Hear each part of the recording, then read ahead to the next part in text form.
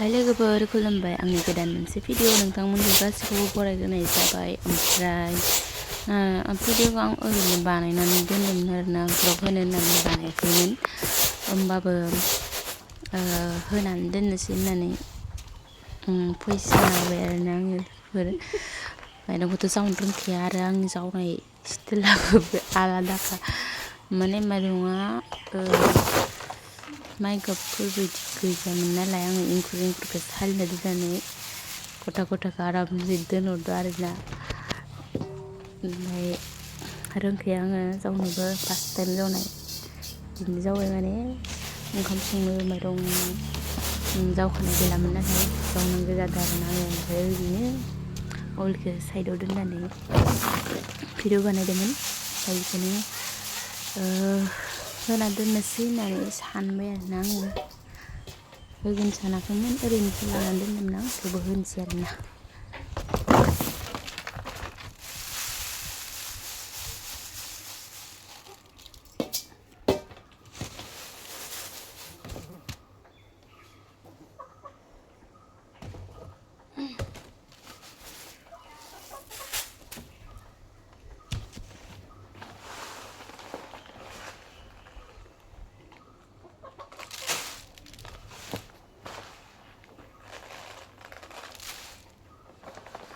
Hớt